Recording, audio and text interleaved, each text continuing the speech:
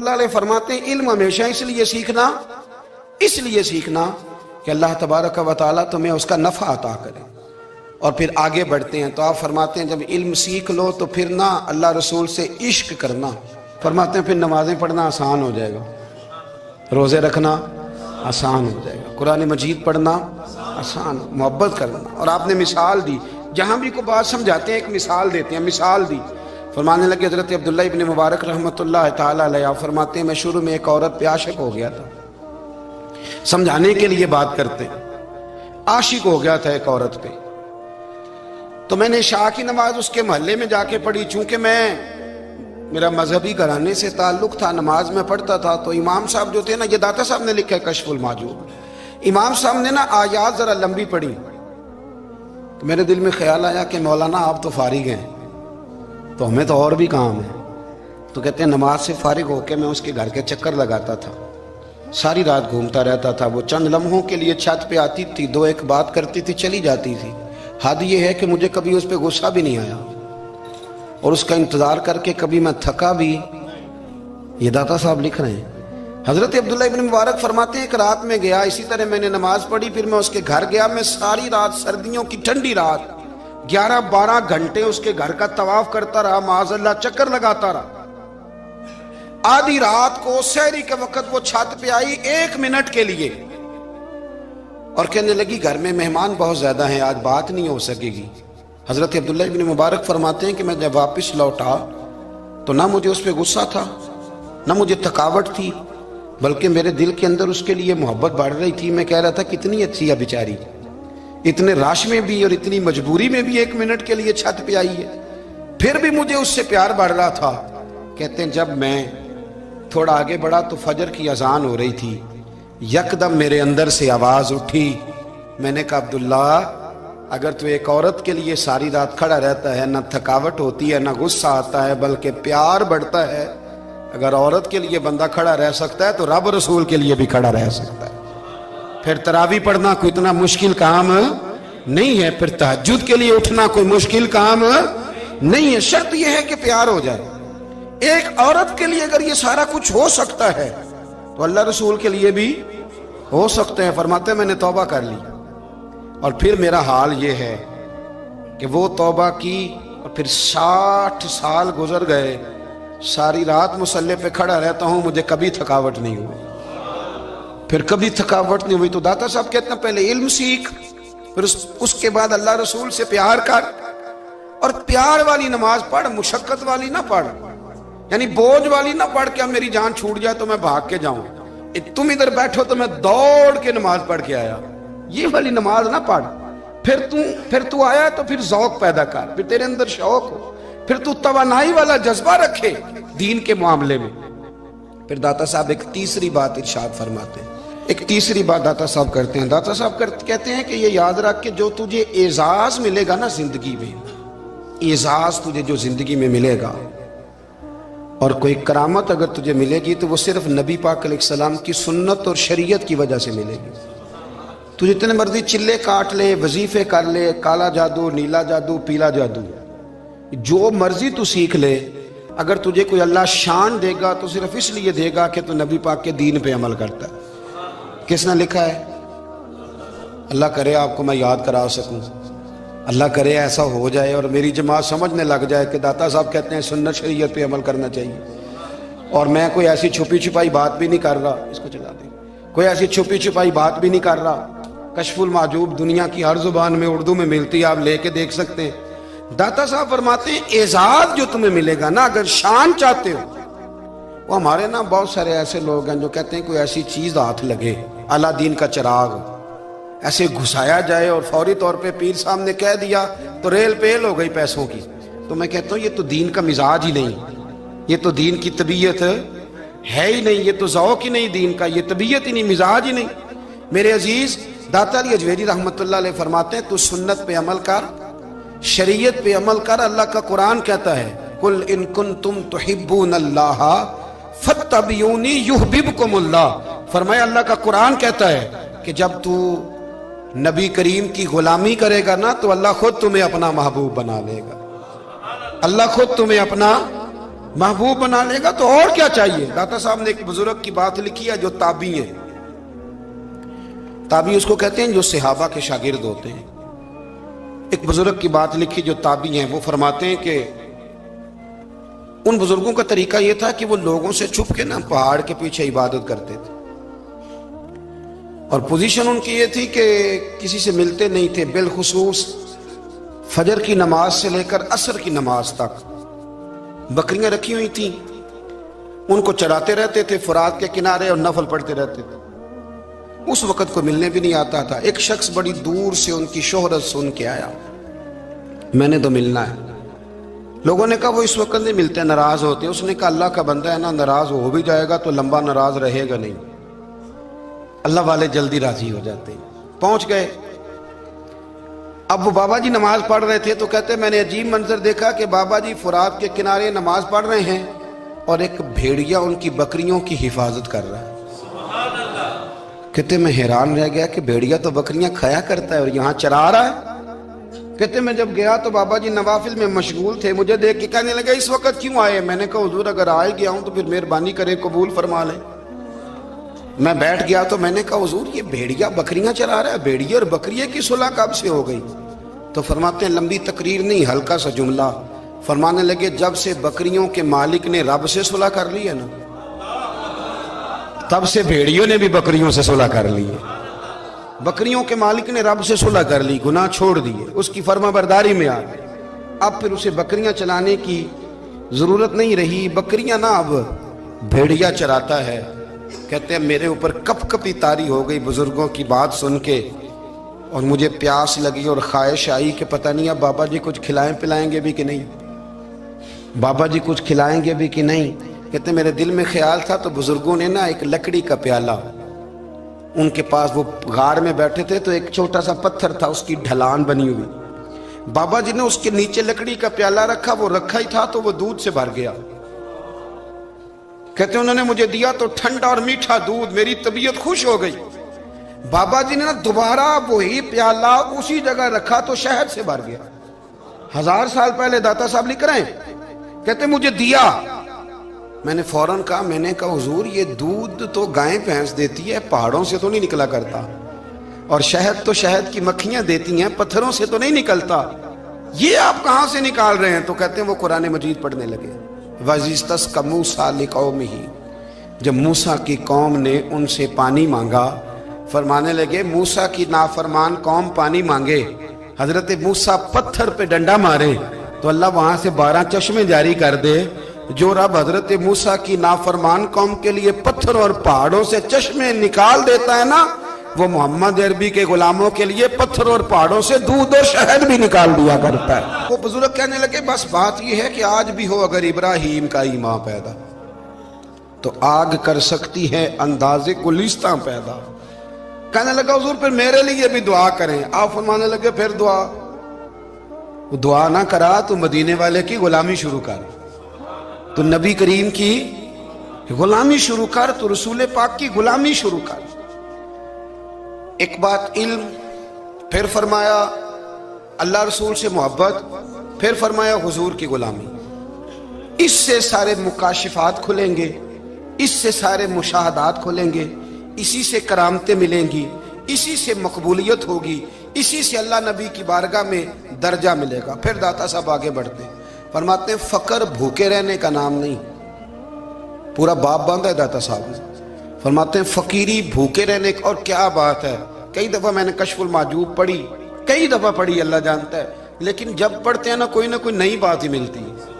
رات پڑھی تو ایک نئی بات سامنے آئی. داتا صاحب نے نا حضرت ابوبکر صدیق کا ایک قول لکھا ہے. حضرت ابوبکر صدیق اللہ کی بارگاہ میں دعا کرتے ہیں، کہتے ہیں یا اللہ مجھے پیسے زیادہ دے. اللہ اکبر.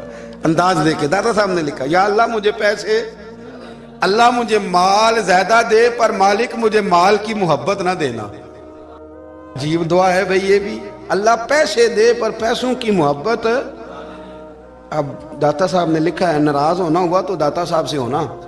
داتا صاحب کہتے ہیں میں نے ایسے امیر دیکھے ہیں جن کے پاس دولت تو ہے پر انہیں دولت سے پیار نہیں. میں نے ایسے غریب دیکھے ہیں جن کے پاس پیسے تھوڑے ہیں پر پیسوں سے عشق کرتے. یہ داتا صاحب نے لکھا ہے. नाराज होना तो उनसे हो ना। मैंने ऐसे अमीर देखे हैं, दौलत है पर दौलत से प्यार अगर अल्लाह ने दी है तो उन्हें बांटना भी आता है, उन्हें सखावत करना भी आता है, खिलाना भी आता है। लेकिन कुछ ऐसे गरीब देखे हैं, पैसे थोड़े हैं और अल्लाह जानता है इश्क बड़ा है दौलत से, वो जेब से बाहर निकालने को तैयार।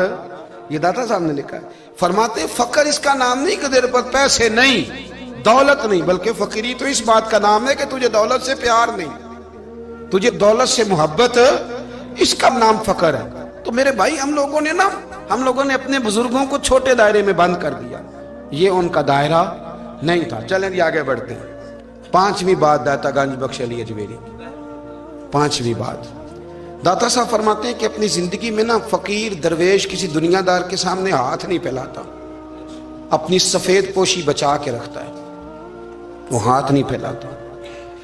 मैंने आपको बड़ी दफा वो बात सुनाई और मुझे इस जुमले से इश्क है। ख्वाजा कुतुबुद्दीन बख्तियार काकी कहते हैं, मैं एक दिन फटे कपड़े पहन के अपने मुर्शद हजरत ख्वाजा मोइनुद्दीन अजमेरी के पास गया था, तो ख्वाजा साहब फरमाने लगे, कुतुबुद्दीन ये क्या लिबास पहना हुआ, ये क्या? मैंने कहा हुजूर क्या हुआ? फरमाने लगे, कुतुबुद्दीन याद रख, फकीरी इस तरह की करना कि बादशाही मालूम हो, कोई ये ना समझे कि बाबे को तो जोड़े की जरूरत है, इसे कपड़े ना लेके दे दूं। इस तरह की फकीरी करना कि फकीरी बादशाही मालूम। ये क्या बात हुई कि रंग रूप इस तरह का इख्तियार करना कि तरस आए कि चलो हजरत साहब को बंदा 500 दे ही जाए मेहरबानी करके, ये कोई रवैया नहीं है दीन का। दाता गंज बख्श अली अजमेरी फरमाते हैं, अपनी जात पर कभी सवाल का दरवाजा ना खोलो। आप फरमाते हैं, मेरे मुरीदों से पूछ लो, मैंने देने का मिजाज बनाया है, लेने का मिजाज नहीं बनाया।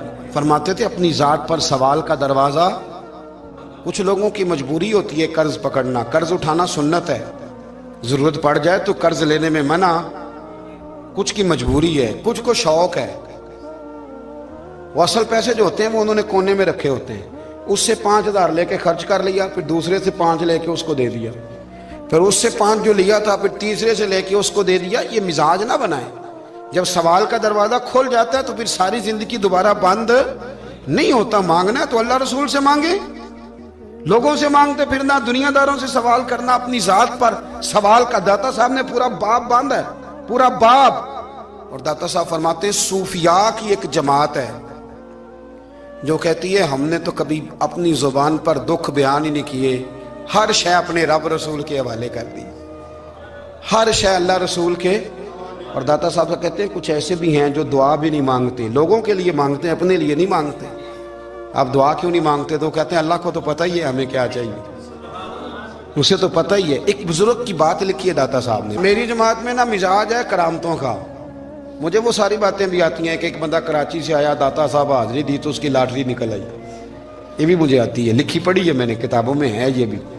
एक बंदा, ये सारी बातें ना आती हैं करामतों में, बड़ी सारी चीज़ें लोग बयान करते हैं कि मैं वहाँ आया और मैंने हाजिरी दी तो मौज लग गई, ये सारी बातें आती हैं। हमारे पुराने बुजुर्ग और भी किस्से सुनाया करते थे, सारी हमें चीज़ों का पता, पर जो उन्वान है ना वो हजरत शेख अबू नूर कहते हैं कि एक बंदा दाता साहब के मज़ार पे घूम रहा था, दाता 10 रुपए दे, 10 रुपए दे, 10 रुपए दे। तो एक बंदा बड़ी देर से उसे देख रहा था, वो कहने लगा दाता ने तुझे क्या देना है, इधर आ मैं दूँ। उसने 10 दिए, बंदा बड़ा हसीन था, हंस पड़ा, कहने लगा दाता तेरे भी सदके जाऊँ। दिलाने लगा तो मुनकर से ही दिलवा दिए, जो नहीं मानता उसी से दिलवा दिए। वो बड़ा परेशान हुआ, मैं और चक्कर में था, इसने मेरे ऊपर ही जड़ दी है बात, कहने लगा दाता तेरे सदके जाऊं।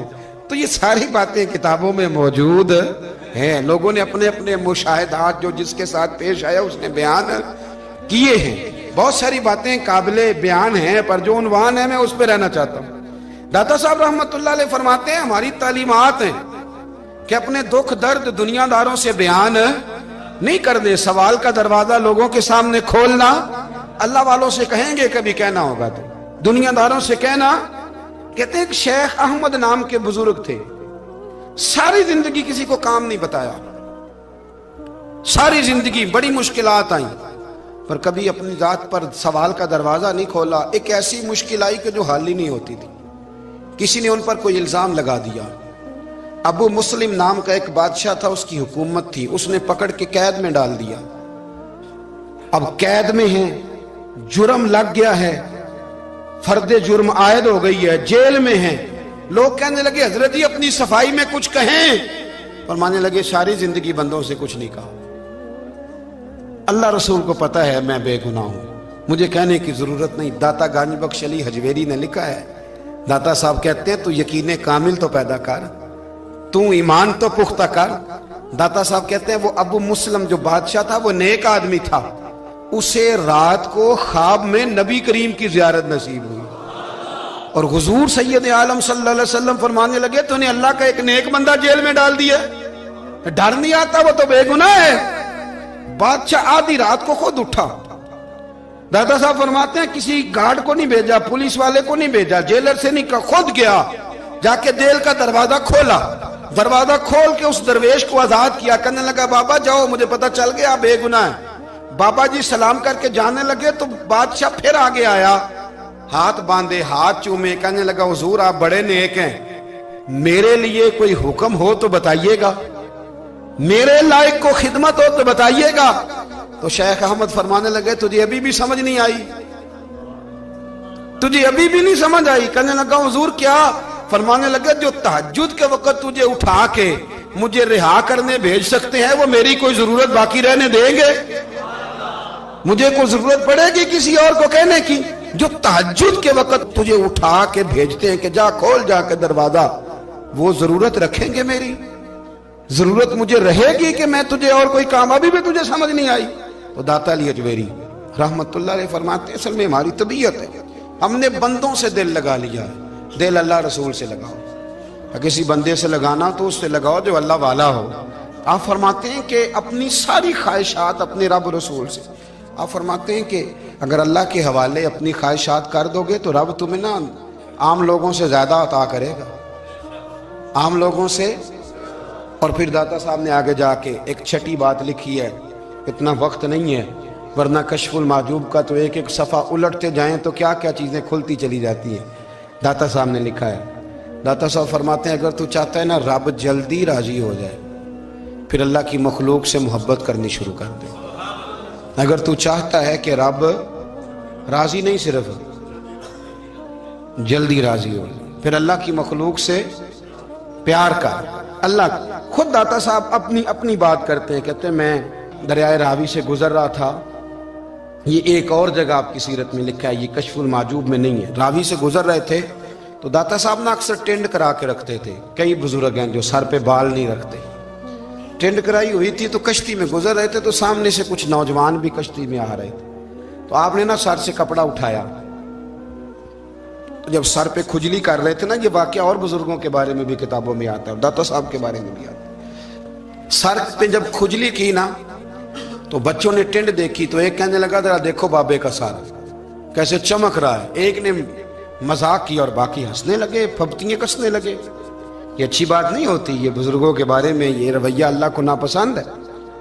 اب وہ مذاق اڑا رہے ہیں تو داتا صاحب کے ساتھ مرید تھے جلال میں کہنے لگے حضور بد دعا کرے ان کے لیے، اتنے نالائق ہیں، یہ کوئی طریقہ ہے؟ داتا صاحب کہنے لگے کر دوں کہ حضور کر دے.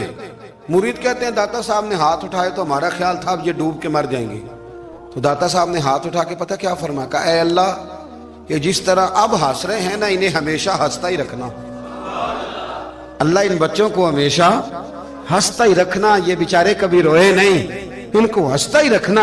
اللہ اکبر. یہ دعا مانگتے مانگتے نا کنارہ آ گیا. داتا صاحب بھی کنارے پہ اترے تو وہ نوجوان بھی پیچھے آ گئے، آ کے آپ کے پیروں میں بیٹھے معافی مانگنے لگے. کہنے لگے حضور معاف کر دیں. فرمایا ایک شرط ہے. وہ کون سی؟ فرمایا روز پڑھنے آیا کرو گے؟ میں کہا حضور آیا کریں گے. شیخ آپ کے خلیفہ ہیں، وہ فرماتے ہیں کہ عجیب ہے میں ان کے ڈوبنے کی دعا کرا رہا تھا اور منظر یہ بنا کہ انہوں نے توبہ کر لی، داتا صاحب سے پڑھنے لگے، کوئی شیخ الحدیث بن گیا، کوئی شیخ القرآن بن گیا، بہت بڑا درویش بن گیا. کہتے میں ہمیشہ سوچا کرتا تھا کہ میں چاہتا تھا ڈوب جائیں، پر وہ ایسے تیرنے لگے ہیں کہ کئی اوروں کو تیرانے کی سہولت اللہ نے انہیں عطا کر دی، آسانی دے دی ہے. اوروں کو بھی بہت ساروں کو وہ لے کے اوپر کی طرف اٹھا کریں گے. داتا گنج بخش علی حجویری کہتے ہیں اللہ کی مخلوق سے بندہ مل جائے تو اسے شیشے میں نہ اتار. ہم لوگ نا اب سامنے والے کو شیشے میں اتارنے کی کوشش، اور نہ بھائی اب دنیا بڑی تیز ہے، تو جس کو شیشے میں اتارے گا نا وہ بھی تجھ سے تیز ہے، وہ تجھے شیشی میں اتار لے گا۔ اس لیے مہربانی کریں اب ان چکروں سے نکلیں۔ وہ کسی نے کہا تھا امام غزالی سے کہ مخلص دوست مجھے کیسا پتہ چلے گا کتنے ہیں؟ آپ فرمانے لگے اپنے دل سے پوچھ، جتنوں کے ساتھ تو مخلص ہے اتنے تیرے ساتھ بھی مخلص ہیں، اور اگر تو داؤ لگا رہا ہے دنیا کو تو پھر دنیا تجھ سے تیز ہے۔ پھر کوئی کسی چکر میں آنے والا بالکل نہیں۔ اس لیے کوشش کریں ہمیشہ۔ ایک حدیث پاک نہ پڑھ دوں، یہ بھی داتا صاحب نے لکھی ہے، بہت ساری کتابوں میں ہے پر داتا صاحب نے بھی لکھی ہے۔ نبی کریم علیہ السلام نے فرمایا جنت میں کثرت بھولے بھالے لوگوں کی ہوگی۔ جنت میں کثرت بھولے بھالے لوگ جنت میں، وہ جو آسمان پہ تارا لگا بھی آتے ہیں پھر شام کو دوبارہ لے بھی آتے ہیں، وہ تیز بڑے ہیں پر رہ ہمیشہ پیچھے جاتے ہیں۔ وہ جو سادے ہیں، جو چکروں میں نہیں پڑتے۔ اب یقین کریں اب تو نا لوگوں سے مل کے کئی دفعہ گھٹن ہونے لگتی ہے، بعض لوگوں سے ملاقات کر طبیعت لگتی نہیں زیادہ تر، اس لیے کہ محسوس ہوتا ہے کہانیاں گڑھ رہے ہیں، قصوں کی دنیا کے لوگ، یہ وہ بات میں وزن نہیں، وہ سرور نہیں۔ اور بعض لوگ آتے ہیں کچھ کہتے بھی نہیں، لیکن ان کے لب و لہجے میں اتنی مٹھاس ہوتی ہے کہ دل کرتا ہے کبھی یہ دوبارہ بھی آیا کرے، کبھی آئے، کبھی پھر ملے۔ تو معاشرے کو حسن دیں، معاشرے کے اندر کوفت نہ پیدا کریں۔ بات چونکہ وقت تھوڑا رہ گیا، داتا علی اجمیری کہتے ہیں اللہ کی مخلوق سے پیار کر، اللہ تجھ سے راضی ہوگا۔ آپ نے دلیل کے طور پہ بنی اسرائیل کا ایک واقعہ لکھا۔ آپ فرماتے ہیں بنی اسرائیل کے اندر ایک شخص تھا جو پہاڑ کی چوٹی پہ عبادت کرتا تھا، لوگ اوپر چڑھ کے ملنے کے لیے آتے تھے، رستے میں ایک ڈھلان تھی، لوگ اس پر چڑھتے تو پاؤں پھسل جاتے، بہت سارے لوگ گر جاتے۔ ایک دن وہ شخص کہنے لگا اللہ اگر تو اسے نہ بناتا تو کیا ہوتا، ایسے بیکار بنا دی، رب ناراض ہو گیا۔ اس وقت کے پیغمبر علیہ السلام کو وحی فرمائی سے کہو تو میری تخلیق پہ اعتراض کرتا ہے، جا میں نے تیرا نام ولیوں کی صف سے کاٹ کے نافرمانوں کی صف میں لکھ دیا۔ وہ نبی اس امت کے علیہ السلام تشریف لائے اور آ کے اسے کہا کہ رب کریم نے تیرا نام کاٹ کے نا ولیوں کی لسٹ سے نافرمانوں کی لسٹ میں لکھا ہے۔ کہنے لگا حضور اللہ نے خود لکھا ہے؟ کہا ہاں۔ وہ سجدے میں گر گیا، یا اللہ تیرا شکر ہے، یا اللہ تیرا شکر ہے۔ وہ پیغمبر فرمانے لگے یہ کیا کر رہے ہو؟ عرض کی حضور آپ نے کہا ہے نا اللہ نے میرا نام لیا ہے، میں کہاں اور میرا رب کہاں؟ اس نے میرا نام لیا ہے حضور، میں تو اپنے آپ کو کسی کھاتے میں نہیں سمجھتا تھا۔ اچھا اگر مالک نے اب مجھے نافرمان فرما دیا ہے اور میری غلطی سے فرمایا ہے دوزخ میں تو میں جاؤں گا۔ حضور آپ اللہ کے نبی ہیں، آپ کے ذریعے کی التجا ہے مالک کے حضور، رب کریم سے عرض کیجئے گا کہ اب مجھے دوزخ میں تو پھینکنا ہی ہے، تو میرا وجود اتنا بڑا کر دے، اتنا بڑا کر دے کہ میں اکیلا جہنم میں آ جاؤں۔ میرا دل نہیں کرتا اللہ کا کوئی اور بندہ دوزخ میں جائے، میں چاہتا ہوں اتنے پیارے پیارے مخلوق پیدا کیے اس نے، کوئی جلے نہ، کوئی دوزخ میں جلے نہ، مجھے بڑا کر کے نا اکیلا بھر دے میرے وجود کو، میں اکیلا جلوں گا۔ عرض کرے رب کی بارگاہ میں، وہ پیغمبر وہی کھڑے تھے، وہی آئی، اے میرے نبی سے کہہ دو تو میرے بندوں سے پیار کرتا ہے تو میں تجھ سے پیار نہ کروں؟ جا میں نے تجھے معاف بھی کیا، تیرے لیے جنت کا فیصلہ بھی کیا، اور قیامت میں جس کی تو سفارش کرے گا میں ان سب کو بھی جنت عطا کر دوں گا۔ داتا صاحب کہتے ہیں اگر تو آسانی چاہتا ہے کہ اللہ جلدی راضی ہو تو کسی کا بھلا کرنے کی کوشش کر، کسی کو نفع دینے کی کوشش کر کہ اللہ کی مخلوق سے کوئی پیار ہو جائے، کسی کو تسلی دے، کسی سے محبت کر، کسی کے ساتھ تو خیر والا معاملہ کر، رب کریم تیرے لیے آسانیاں کرے گا۔ سالوں بیت گئے، میں نے کہا 1000 سال ہو گئے ان کے وصال کو کم و بیش، کتنے جی؟ 200-300 سال کے بعد لوگ بھول جاتے ہیں۔ بہت سارے ایسے درباروں پہ جانے کا موقع ملا کہ لوگ کہتے ہیں پتہ نہیں بزرگ کون تھے، لیکن یہاں مزار ہے ان کا۔ 1000 سال بیت گئے، 1000 سال۔ وہ جب یہاں برطانیہ حکومت کرتا تھا نا، انگریز کی حکومت تھی ہندوستان میں، تو لارڈز آف برطانیہ کہا کرتا تھا کہ یہ عجیب، میں نے داتا صاحب کی قبر دیکھی ہے تو قبر پر لوگوں کے دلوں پہ حکومت کرتی ہے تو یہ قبر پر اس کا سکہ چلتا ہے۔ جو لوگ نہیں بھی نہ مانتے مزارات کی حاضری، ان کو بھی کبھی نہ کبھی آنا پڑ جاتا ہے۔ یہاں کی حاضری اتنی ضروری ہے کہ ان کو بھی کبھی نہ کبھی حاضری دینی پڑ جاتی ہے۔ داتا صاحب رحمۃ اللہ تعالی علیہ نے خدمات کی، کوئی زمین نہیں داتا صاحب کی، کوئی شخص نہیں بتا سکتا کہ اتنے مربع تھے، کوئی نہیں بتا سکتا کہ داتا علی اجویری رحمۃ اللہ تعالی علیہ اتنے بڑے مکان میں رہتے تھے۔ ایک مسجد بنائی ساری زندگی۔ ایک دفعہ ایک صاحب مجھے کہنے لگے جی وہاں لوگ بڑا سجدے کرتے ہیں، شرک کرتے ہیں، فلاں کرتے ہیں، طالب علمی کا زمانہ تھا۔ میں انہیں اسے کہا چل یار چلتے ہیں، آجا حاضری دے، یہ پتہ تو کریں۔ اتفاق کی بات کہ ہم جمعے والے دن گئے، عصر کی نماز تھی، داتا صاحب کی مسجد میں نا پہلی صف سے لے کر تو باہر تک گیٹ تک رش ہوتا ہے جمعے والے دن، دیکھا کبھی آپ نے؟ پھر نماز کے بعد جب ہم وہاں بیٹھے نا تو چاروں طرف پھٹیاں لگی ہوئی ہیں، لوگ قرآن پاک پڑھتے ہیں۔ اگر کوئی ایک آدمی ہزاروں میں سے غلط کام کرے بھی تو وہ داتا صاحب نے تو نہیں نہ کہا اسے۔ میں کہتا ہوں تمہیں وہاں جاہل بندے تو نظر آتے ہیں، تو جو وہاں سارا دن قرآن پڑھا جاتا ہے وہ نہیں نظر آتا، جو وہاں حدیث پاک کا درس ہوتا ہے وہ نہیں دکھائی دیتا، وہ جہاں ہزاروں مزدور جو لاہور کے کوئی کہیں مزدوری کرتا ہے، کہیں مزدوری کرتا ہے، روٹی اسے داتا صاحب کے آستانے سے مل جاتی، اور وہاں بیٹھ کے لوگ اپنا گزارا کر لیتے ہیں۔ یہ تمہیں کیف نہیں نظر آتا، یہ رنگ نہیں تمہیں دکھائی دیتا؟ او بھائی وہاں ہر جمعے ہزاروں لوگ اللہ کے حضور جھکتے ہیں، کوئی ایک آدھ آدمی غلط کام کرتا تمہیں دکھائی دیتا ہے تو اس کو بنیاد بنا لیتے ہو۔ ہم جس دن گئے نا اس بندے کو تو ہم بیٹھے رہے مغرب تک، پر ایک بندہ بھی سجدہ کرنے والا نہیں ملا۔ میں نے کہا تو کہتا تھا لوگ قبر کو سجدہ کرتے ہیں، یہ تو سارے اللہ کو کر رہے ہیں، یہ تو سارے قرآن شریف پڑھ رہے ہیں، تو دعاؤں میں لگے ہوئے۔ داتا صاحب کے مزار کے ساتھ جو مسجد ہے آج بھی اس میں ہزاروں لوگ اعتکاف کرتے، جگہ نہیں ملتی اعتکاف بیٹھنے کی۔ بھائی کیا بات کرتے، وہ تو دنیا سے چلے بھی گئے تو پھر بھی لوگوں کو اپنے مزار پر نمازیں ہی پڑھوا رہے ہیں، قرآن ہی پڑھوا رہے ہیں، جمعے ہی ہو رہے درس۔ داتا صاحب کے مزار پر مدرسہ قائم ہے جامعہ اجویریہ، درس نظامی کی کلاسیں لگتی ہیں، کتابیں چھپتی ہیں، دین کا کام ہوتا ہے، وہاں ایک پورا انسٹیٹیوٹ قائم ہے۔ مہربانی فرمائیں اب تعصب کی اینک اتار دیں، فرقہ واریت کا ذوق چھوڑ دیں، صحیح کو صحیح کہنا سیکھیں، اصل کو اصل کہنا سیکھیں، اور اہل حق سے بھی میری گزارش ہے ان کی تعلیمات کو سمجھیں، میلوں ٹھولوں سے، غیر شرعی باتوں سے بچیں۔ اللہ ان کے درجات بلند کرے، ہمیں ان کی راہوں کا مسافر بنائے۔ آخر دعوانا الحمد۔ معاملہ کیا کیسے ٹھیک ہو سکتا ہے؟ تو وہ طبیب کہنے لگا کہ یہ نہ کسی سے محبت کرتا ہے، جس سے محبت کرتا ہے اس سے بچھڑ گیا ہے، اور اس غم میں اس کیفیت میں چلا گیا، دوائیاں شوائیاں اثر نہیں کریں گی۔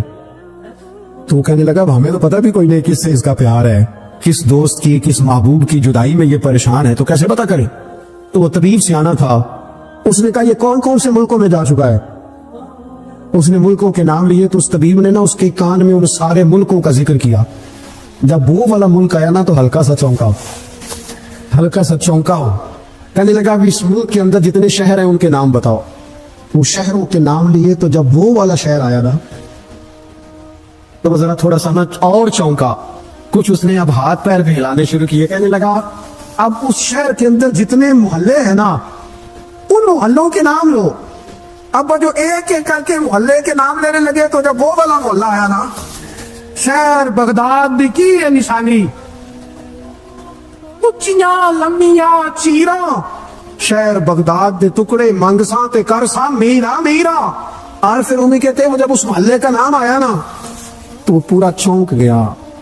تھوڑے سے لوگ ہوتے تھے، تھوڑی سی آبادی ہوتی تھی، اس نے اس کے باپ سے کہا کوئی طریقہ اختیار کر، اس محلے میں بسنے والے جتنے لوگ ہیں نا ان لوگوں کی فہرست منگا، اس ملک سے، اس محلے سے ان لوگوں کی فہرست آئی۔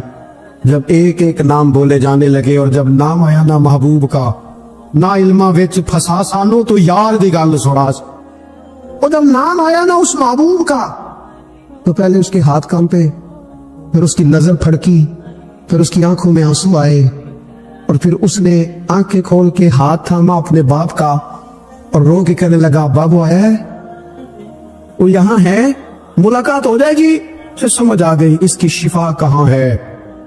میں کچھ دن پہلے ایک جگہ تعزیت، اور ڈرتا ڈرتا گیا تعزیت کرنے، پرانے جاننے والے تھے، دوستوں کا رشتہ تھا، تو میں ایک ہی بیٹا تھا، تو وہ مجھے پتا چلا کہ ٹرین ایکسیڈنٹ میں انتقال کر گیا، تو میں ڈرتے ڈرتے گیا کیونکہ معاملہ مشکوک تھا۔ اور جب میں تعزیت کے لیے اندر پہنچا تو ہمارے جو انکل تھے، جن کا میرے دوست تھے، وہ ان کے کچھ عزیز کہنے لگا کہ جی آپ کے ساتھ والے باہر جا سکتے ہیں؟ اور میں نے کہا چلے جاتے ہیں۔ میں دوستوں کو گاڑی میں بھیج دیا، اور جب میں نے اس سے بات چیت کی कहने लगा मेरा बेटा एक्सीडेंट तो मैंने बनाया, वो तो खुदकुशी करके मरा है। शादी के 11 साल बाद खुदा ने एक बेटा दिया था और मुझसे गलती ये हुई, मैंने कहा मेरे बेटे को तकलीफ कोई ना आए। उसके मुंह से जो निकला मैंने उसे दिया, जो उसने मांगा मैंने दिया। कहता जो शख्स 16,000 महीने का कमाए और बेटे को 40,000 का मोबाइल खरीद के दे, कहते मैंने हर सहूलत उसे दी। फिर एक अमीर की लड़की से यूनिवर्सिटी में पढ़ते हुए उसका ताल्लुक बना। बच्ची के मैसेज भी मैंने अपने मोबाइल, उस बच्चे के मोबाइल में देखे और इस लड़के ने जो मैसेज सेंड किए वो भी मैंने देखे। फिर मैं घर पहुंच गया, मैंने बेटे से मिन्नतें की कि बेटा वो हमें रिश्ता नहीं देंगे, तुम्हारी बरादरी भी छोटी है और हमारे जेब में पैसे भी कोई नहीं।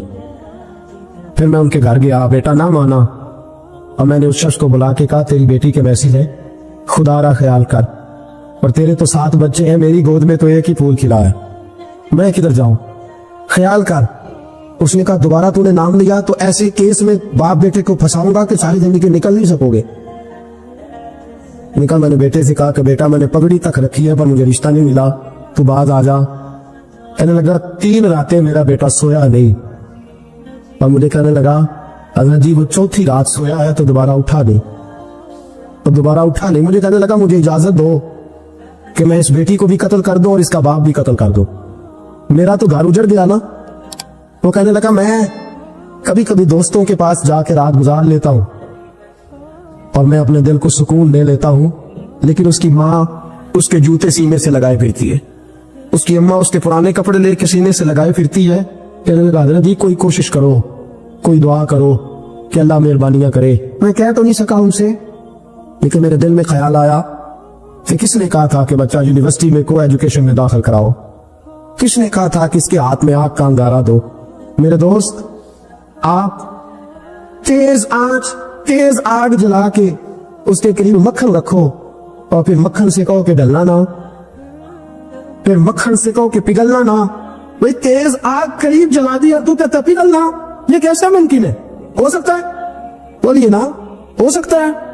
हजरत सैयदना अबू बकर सिद्दीक फरमाते हैं मैं हुजूर के सामने बैठा, एक शख्स आया, उसने आकर के कहा या रसूलुल्लाह सल्लल्लाहु तआला अलैहि वसल्लम ये मेरे हाथ के अंदर खंजर है, मैं कत्ल करके आया हूं। कातिल खड़ा हुआ, एक तरफ कुरान मजीद का हुक्म है कि जिसने एक आदमी को कत्ल किया पूरी इंसानियत को कत्ल किया। हुजूर ये खंजर है, कत्ल करके आया हूं। मेरे मुस्तफा ने फरमाया किसको कत्ल किया? उसकी हुजूर सगी बहन को मारा है, सगी बहन थी, मैंने कत्ल कर दी। मेरे नबी पाक सल्लल्लाहु अलैहि वसल्लम ने फरमाया क्यों मारा? प्यार नहीं था। अबूबा बहन से किसको प्यार नहीं होता? बड़ा प्यार था, और मारा क्यों? तो सहाबी रोने लगे, कहने लगे महबूबा मैं बड़ा प्यार करता था, पर वो काफिरा थी, मुशरिका थी, बड़ा प्यार करता था। जब भी उसके पास जाता वो आपके बारे में बात छेड़ देती, मैं उसको कहता सारा कुछ कर ले, मेरे नबी के बारे में बात न करना। मैं हर शय सह लेता, पर मुस्तफा करीम की जात के बारे में मैं कोई बात बर्दाश्त करने की ताकत नहीं रखता। ये वाला जुमला ना कहना। मैं उसको रोकता, मना करता, वो बाज ना आती। कहते आज उसने इतनी सख्त बात की कि मैं उसका गला काट आया हूँ, कत्ल कर दिया है। हुजूर मेरे लिए हुक्म क्या है? तो नबी पाक ने फरमाया जा तेरे ऊपर कोई सजा नहीं, तूने जो किया है अच्छा ही किया है, ये अच्छा कर डाला है जो तूने किया है। एक सहाबी नाबीना थे, आंखों से नजर नहीं आता था, रिश्ता कोई नहीं देता था, माजूर आदमी थे, निकाह हुआ, शादी हुई, 2 बेटे दिए अल्लाह, घर बस गया, बीवी कपड़े धो के देती, खिदमत करती, रोटी पका के देती, बच्चे बड़े हसीन थे। और वो सहाबी खुद फरमाते हैं, नाबीना सहाबी कहते मोतियों की तरह के मेरे बच्चे, जो भी आता आके कहता तेरे मोतियों की तरह के लाल हैं। लेकिन आप फरमाते हैं एक सुबह ऐलान हो गया, मदीने में शोर हो गया कि उस नबीना सहाबी की बीवी कत्ल हो गई, किसी ने खंजर पे दबाया, मर गई है। कहते हैं उसके लवाहिक इकट्ठे हुए, दरे रिसालत इमाम पे आए, आगे कहने लगे हुजूर हमारा कातिल ढूंढ के दे, हमारी बेटी को किसने मारा? मेरे रसूल पाक ने मजमे पे नजर डाली, फरमाया भाई मुझे कहने की जरूरत ना पड़े, अगर कातिल मौजूद है तो खुद उठ जाए। खुद उठे। वो नबीना सहाबी बीच में से उठ के खड़े हो गए, कहने लगे सोने कातिल कोई बाहर नहीं, मैं खुद कातिल हूं, मैंने मारा है, मैं कातिल हूं, मैंने मारा है। मुस्तफा करीम सैयद आलम सल्लल्लाहु अलैहि वसल्लम ने फरमाया तुझे तो उसकी बड़ी जरूरत थी, बड़ी आदत थी, तेरी बीवी थी, तेरा घर संभालती थी, तेरे बच्चे थे। सहाबी अर्ज करने लगे हुजूर सारा कुछ ठीक था, पर वो आपकी बेअदब थी। हुजूर उसके आने से मेरा घर बस गया, रोटी पकने लगी, कपड़े मिलने लगे, औलाद होने लगी, मैं दुनिया पे आ गया। लेकिन महबूबा मैंने वो शौक क्या करने हैं जो तेरी बेअदबी पर तामीर किए जाएं। या रसूल अल्लाह मुझे क्या हाजत उस चीज की जिसमें आपका प्यार ही ना हो। या रसूल अल्लाह आपकी मोहब्बत ही ना, हुजूर मैंने कत्ल कर डाला है, मुझे बीवी नहीं चाहिए, मुझे वो वाली चाहिए जिसकी जुबान पर रसूलुल्लाह के नाम के तराने हो, جو حضور کی محفل کرنے والی ہو, نعت پڑھنے والی ہو, جو نبی پاک علیہ السلام کی ازواج کا, اولاد کا, بیٹیوں کا ذکر کرنے والی. مجھے وہ بی بی نہیں چاہیے جو بی بی بے ادبی کرے. میرے نبی پاک صلی اللہ علیہ وسلم نے محلے داروں سے پوچھا, فرمایا بات اس کی ٹھیک ہے, کہا حضور واقعی بے ادب تھی. نبی پاک نے فرمایا اٹھو پھر چلے جاؤ, اس نے انسان نہیں مارا, اس نے گستاخ رسول کو مارا ہے, اس نے ایک گستاخ رسول کو مارا ہے. بھائی یاد رکھے نبی پاک کا پیار ایمان کا حصہ ہے, اس میں کوئی کمپرومائز نہیں. ہم اقبال کہتے ہیں میں نے سارا دین پڑھا ہے, سارا قرآن پڑھا ہے, میں نے بنظر غائب جب ساری چیزوں کو دیکھ لیا تو اقبال کہنے لگے میں اس نتیجے پہ پہنچا ہوں کہ مغز قرآن روح ایمان جان دین. بھائی اقبال, میں کسی عالم کی بات کرتا تو لوگوں نے شاید رویہ اور اختیار کرنا تھا, وہ لوگ جس پر اکثر مکاتب فقہ اعتبار کرتے ہیں. اقبال کہنے لگے مغز قرآن روح ایمان جان دین. لفظوں پہ غور کریں, مغز یعنی سارے قرآن کا مغز, روح ایمان یعنی ایمان کی روح, اور جان دین یعنی سارے دین کی. آپ دیکھیں ترتیب, مغز قرآن روح ایمان جان دین. اقبال جلدی بتاؤ وہ کیا ہے؟ تو اقبال کہنے لگے ہست حب رحمت للعالمین, ہست حب رحمت للعالمین, مغز قرآن روح ایمان اور جان دین. ہست حب, کہنے لگا میں تو سمجھا ہوں کہ قرآن کا مغز ایمان کی روح اور دین کی جان اگر ہے تو نبی پاک کی محبت کا نام ہے, رسول اللہ کی محبت کا نام ہے, نبی پاک کی محبت کا نام. حضرت عمر فاروق رضی اللہ تعالیٰ عنہ سے بڑا تو اصول پسند کوئی نہیں نہ ہوگا. یعنی بہت بڑا چودھری بھی اگر اپنی گلی کے اندر حضرت ابو سفیان جیسے لوگ مسلمان ہو گئے, کلمہ پڑھ لیا, اور جناب ابو سفیان رضی اللہ تعالیٰ عنہ نے اپنے گھر کے اندر نہ تھوڑی سی سامنے اینٹیں رکھ کے جگہ بنا لی, تو حضرت عمر کو پتا چلا تو فرمایا جیسے بنائی ہے ویسے وہ کھیڑو بھی, آپ نے لوگوں کا رستہ تنگ کر دیا. اصول پسند آدمی, اصول کی بات آئے تو بیٹے کو بھی معافی نہیں, کسی کو معافی نہیں, بڑے اصول پسند تھے. اتنی لوگوں نے کہا عمر تو بڑا اصول پسند ہے, پر یہ مسجد نبی کی گلی میں جو نبی پاک کے چچا حضرت عباس کا پرنالہ لگا ہوا ہے اور وہ سب لوگوں کے کپڑے کیچڑ سے بھر دیتا, وہ پرنالہ نہیں نظر آتا, گلی میں لگا ہے. اب تو ہمارے پرنالے اور طرح کے ہیں نا, تو جو حرم شریف میں آپ نظام رحمت ہے وہ دیکھا نا آپ نے, وہ پرانے زمانے میں جو لوہے کے پرنالے ہوتے تھے تو وہ واقعی پوری گلی جو تھی نا وہ گزر کوئی نہیں سکتا تھا, اتنا اچھا شاور ہوتا ہی کوئی نہیں تھا جتنا وہ ہوتا تھا. وہ بڑا تگڑا قسم کا پرنالہ ہوتا تھا, تو کوئی شے نہیں گزر سکتی تھی بڑی دیر تک. بارش کے رکنے کے بعد بھی ساری چھت سے جب تک پوری مٹی اور پوری توڑی ساری نہیں نہ اتر جاتی تھی تب تک وہ پرنالہ ہی سانس لیتا تھا, تو پرنالہ بہتا تھا. اور وہاں سے بڑا مین گلی تھی مسجد کو آنے کی, لوگوں کے کپڑے آلودہ ہو جاتے. اتنے لوگوں نے حضرت عمر سے کہا یہ پرنالہ نہیں نظر آتا, یہ نہیں اصول پسندی. جناب عمر فاروق رضی اللہ تعالیٰ عنہ فرمانے لگے اتار دیتے پرنالہ, یہ بھی اصول پسندی ہے, اتارتے. حضرت عمر فاروق نہ گئے, اور شارحین نے لکھا ہے کہ اونٹ کے اوپر بیٹھ کر آپ نے یوں پکڑ کے نا پرنالہ کھینچا, اور جناب عباس کے گھر والوں سے فرمانے لگے 4 کونے ہوتے ہیں گھر کے, چھت کے 4 کونے ہیں, کسی اور میں لگا لو پرنالہ کو, ضروری ہے کہ نمازیوں والی گلی پہ لگایا جائے. یہ کہہ کے آ گئے, کسی کی ضرورت تھی بات کرے. حضرت عباس آئے تو لوگوں نے آ کے کہا کہ عمر نے پرنالہ کھیڑ دیا, اور فرمایا کہ 4 کونے کہیں اور لگا لو. تو حضرت عباس مسکرائے. لوگوں نے کہا مسکراتے کیوں ہو؟ فرمانے لگے کوئی مسئلہ نہیں, عمر خود آ کے لگا کے جائے گا. جیسے وہ کھیڑا ہے ویسے لوگوں نے کہا وہ عمر ہے, عمر کو بدلنا اور اس کی بات کو بدلنا, اور اتنی جرت کہ وہ لگا کے جائے. جس بندے کو دیکھ کے شیطان گلی کا رستہ بدل جاتا ہے, آپ اس کی بات کر رہے ہیں. فرمایا میں نے کہہ دیا نا عمر لگائے گا, تو انشاءاللہ عمر لگائے گا. حضرت عباس مسجد میں آئے, نماز پڑھی, تو کہتے میں نے بات چھیڑی تھی. عمر خود کہنے لگے کہ حضور آپ سے تو امید نہیں تھی. حضرت عباس سے کہنے لگے بھئی جگہ بھی ہے, 4 کونے ہوتے ہیں گھر میں, کو ضروری ہے اسی کونے پہ لگے جہاں سے نمازی گزرتے. یہ بخاری مسلم کی حدیث ہے. حضرت عباس کہنے لگے عمر 4 کونے ہیں, میرے پاس جگہ بھی ہے پرنالے کی, میں نے بھی کئی دفعہ سوچا تھا وہ کھیڑ دوں, اور میں بھی اسی گلی سے گزرتا ہوں, میرے کپڑوں میں بھی کیچڑ بڑی دفعہ پڑا ہے, پر مجبوری یہ ہے وہ کھیڑ اس لیے نہیں سکتا کہ یہ پرنالہ میرے نبی کریم نے اپنے دستے مبارک سے لگایا تھا. فرمایا میں مکان بنا رہا تھا, چھت بنا رہا تھا, تو حضور اچانک آ گئے, اور کئی لوگ گواہ ہیں اس کے. رسول کریم تشریف لائے اور نبی پاک علیہ السلام نے فرمایا لاؤ چچا تھوڑا میں بھی کرتا ہوں, اور پھر میرے نبی کریم صلی اللہ تعالی علیہ وسلم نے اپنے دستے مبارک سے یہ پرنالہ لگایا تھا.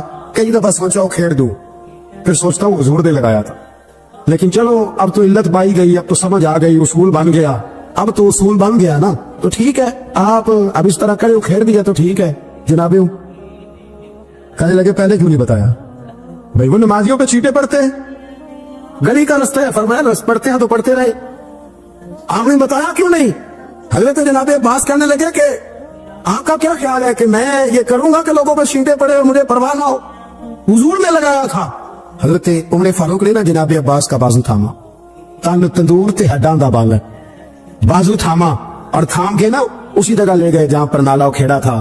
پہلے تو اونٹ پہ چڑھ کے لگایا تھا نا, تو اب کہنے لگے حضرت عباس سے کہ آپ نا میرے کندھوں پہ چڑھ گئے, میرے کندھوں پہ تن تندور تے ہڈاں دا بالن, اشی ہاواں نال تپایا ہے, کپ کپ مکیاں پیڑے کیتے, اتو عشق پلے چلایا, تن دا سالن تے من دی ہانڈی, لون صبر دا پایا, غلام فریدہ وے میں ساری تیری, تینوں وجہ یقین نہیں آیا؟ فرمایا خود لگائیے. حضرت عباس رضی اللہ تعالیٰ عنہ اوپر نالا لگا کے اترے, حضرت عباس بھی رو رہے تھے اور جناب عمر بھی رو رہے تھے, آنکھوں میں آنسو تھے. فرمایا ہم یہ نہیں دیکھیں گے کہ علت کیا ہے, وجہ کیا ہے, ہم تو یہ دیکھیں گے کہ رسول اللہ کی نسبت کیا ہے. نبی کریم علیہ الصلوۃ والسلام کے دستے مبارک لگ گئے, ساری وجوہات ختم ہو گئی. اب جس کے کپڑوں میں پانی پڑتا پڑے, جس کو تکلیف ہوتی ہے لیکن چونکہ یہ رسول پاک صلی اللہ علیہ وسلم نے دستے مبارک سے لگایا ہے, تو مزاج یہ ہے کہ جہاں بات آئے گی ذات رسالت کی, وہاں باقی کے قانون چھوڑ دیے جائیں, وہاں باقی کے معاملات چھوڑے جائیں گے, وہاں تکلف سے نکلا جائے. پھر نبی کریم علیہ السلام سے نا بڑے شروع میں بڑے آگا ایک صحابی تھے, حضرت برا بن مالک نام تھا, چھوٹی سی عمر تھی. حضور گلی سے گزرتے نا کبھی تو جذبہ تھا بڑا, چھوٹی عمر, بعد میں لکھا صرف 14 سال کے تھے, بعد میں لکھا نہیں 14 تو زیادہ ہے, 12 سال عمر تھی. عشق لگا سی کھیڑا کھیڑ دی, 12-14 سال عمر. اصل میں نا بچوں کی ڈائریکشن ٹھیک نہیں, ان کی ڈائریکشن ٹھیک ہو نا تو یہ چوکوں میں کھڑے ہو کے موبائل پہ گیمیں نہ کھیلے اور معاذ اللہ میسج نہ کریں, بلکہ یہ مسجد میں بیٹھ کے نبی پاک کی نعتیں سنیں. ہم نہ وہ کام کر نہیں سکے, میرے جیسے لوگوں نے بڑی کوتاہی کی زندگی میں, ہم محبت رسول کا پیغام بانٹ نہیں سکے. ہم نے اپنی بیماریاں دیکھی, اپنی تھکاوٹیں دیکھی, یہ دیکھا کہ فلاں شہر کیسے جائیں, فلاں شہر کیسے جائیں. ہم وہ کام کر نہیں سکے جو ہمیں کرنا چاہیے تھا. ذمہ تھا, باپ کی ذمہ ہے. نبی پاک نے فرمایا ماں باپ کی ڈیوٹی ہے اپنی اولاد کو میری محبت سکھائیں, پر ہم وہ رنگ دے نہیں سکے, ہم وہ مزاج دے نہیں سکے, ہم نے وہ کوتاہی کی. ہم نبی پاک کا حسن, حضور کی سیرت, اخلاق عالیہ, کردار, گفتار, رفتار, انداز, تربیت, وہ ساری باتیں قوم کو بیان نہیں کر سکے, اس لیے لوگ وہاں پہنچے نہیں. ورنہ مغز قرآن روح ایمان جانے دی, ہست ہو بے رحمت للعالمین, ہم وہاں تک لے جا نہیں سکے. حضرت برا بن مالک نا 12 سال کی عمر ہے, 12 سال. نبی پاک گلی سے گزر رہے تھے تو دوڑ کے آ گئے, آ کے نا حضور سے چمٹ گئے, عرض کرنے لگے حضور کوئی حکم بتائیں, میرا دل کرتا ہے آپ کی بات مانو, کوئی حکم حضور. مجمع الزوائد میں حدیث, اس ایک حدیث کے لیے نا میں کو 5,000 روپے کی پوری کتاب, پوری 10 جلدیں خرید کے لایا تھا ایک حدیث کے لیے. پیاری بڑی ہے, شاندار بڑی ہے, اور میرا دل کیا, میں نے کہا جس کتاب میں ہے نا ساری کتاب ہی منگا لو. کچھ چیزیں بڑی انسان کو انوکھی لگتی ہے نا. حضرت برا بن مالک رضی اللہ, چھوٹی سی عمر ہے, حضور سے لپٹ گئے تو حضور نے فرمایا بیٹے کیا ہوا؟ عرض کرنے لگے حضور کوئی حکم بتائے, میرا بھی دل کرتا ہے عمل کرو. تو حضور میں چھوٹے چھوٹے کام بتاتے ہیں, دکان سے, بچوں کو یہ بتانا ہوتا ہے نا, دکان سے لے آ, یہ کر دے, فلاں کو بلا لے. لیکن حضور ان کی غیر موجودگی میں ان کا ذکر بڑا کرتے. ایک دن کچھ لوگ کہنے لگے حضور بڑا ذکر کرتے ہیں, پر وہ کرتا تو چھوٹے موٹے کام ہے بچہ. نبی پاک نے ایک دن ارادہ کیا کہ ان کو تجربہ نہ کرائے کہ وہ پیار کتنا کرتا ہے. رسول کریم فرمانے لگے میں جو کہوں گا کرو گے؟ حضور کروں گا. فرمایا جاؤ اپنے باپ کی گردن کاٹ کے لاؤ. کس کے لیے؟ جی ابھی. حضور نے فرمایا اپنے ابا کا سر کاٹ کے لا. تو وہ دوڑے. ایک روایت میں کہ مولا علی کے گلے میں تلوار لٹک رہی تھی, یوں کھینچی, اور اس نے جذبات سے دوڑے کہ حضور نے فرمایا اسے پکڑ لو ورنہ یہ گردن کاٹ بھی لائے گا, پکڑ لو اسے ورنہ یہ کاٹ دے گا. اللہ کی قدرت کے تھوڑا وقت گزرا تو وہ بیمار ہو گئے. دن میں 2 مرتبہ میرے نبی پاک تیمارداری کر دیتے تھے. ایک شام رسول کریم تشریف لے گئے تو حضور سرانے بیٹھے, ماتھے پہ ہاتھ رکھا تو کریم محبوب ان کے باپ کی طرف کان میں کچھ کہا, ان کے والی سے حضور ہونے لگے. اور پھر حضور نے دوبارہ ماتھا چوما, پیار کیا اور چلے گئے. حضرت برا بن مالک چھوٹی عمر تھی, کچھ نے لکھا طلحہ بن برا نام تھا ان کا. تو حضرت طلحہ بن برا نا اپنے ابا کو قریب بلایا اور چارپائی میں بٹھایا. کہنے لگے ابا جی حضور کیا فرما گئے؟ کہ بیٹا تیرے والی بات نہیں, کل بتائیے. کہا نبی کریم علیہ السلام نے فرمایا کہ شام کو نا میرے طلحہ کا انتقال ہو جائے, اور جب اس کی روح پرواز کر جائے تو مجھے خبر کرنا, میں آ کے جنازہ پڑھاؤ.